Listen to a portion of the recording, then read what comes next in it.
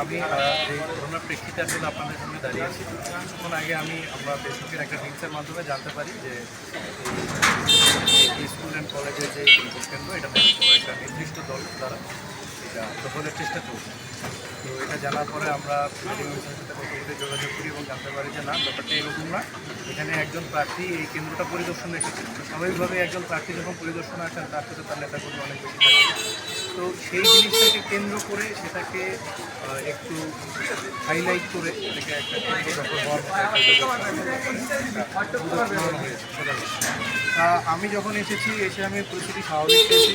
এখানে আমাদের সাথে আমাদের পুলিশ ভাইরা ছিলেন, তারাও আমাদেরকে জানিয়েছেন পরিস্থিতি স্বাভাবিক, সমস্যা নেই।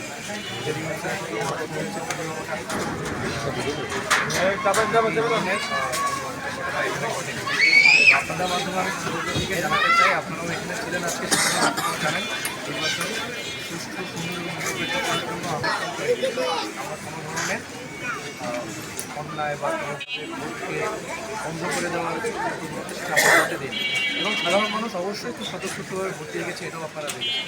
তো আপনাদের কাছে আপনাদের মাধ্যমে আমি সবাইকে অনুরোধ জানাতে চাই, আপনারা এটা প্রশাসনকে জানিয়ে দেবেন নির্বাচন নিয়ে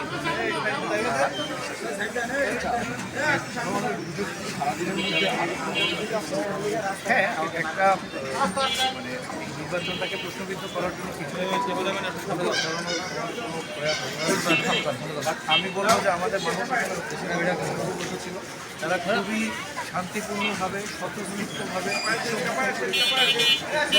এবং এতে করে আমি মনে হয় আমি মনে করি যে তারা সফল হয়নি। দেখেছেন আপনারা সারাদিন এখানে ছিলেন, এখানে ছিল, আপনারাও দেখেছেন। আমি আশা করি এটার তথ্য জনগণ নিজেরাই পেয়ে গেছে। সেই জন্য আপনাদের অনেক ধন্যবাদ। আমরা একটা সুন্দর নির্বাচন উপহার দিতে পেরেছি। পরবর্তী সময়ে যে নির্বাচন শেষ হয়ে যাবে এরপরে কি আর কোনো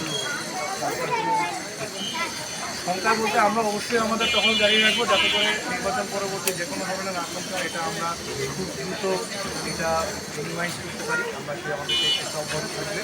আমরা এখনই উদ্যোগ করছি না, আমরা এখনও আমাদের টহল জারি রাখছি। সারাদিন আমরা টহল করেছি, আমাদের টহল আমাদের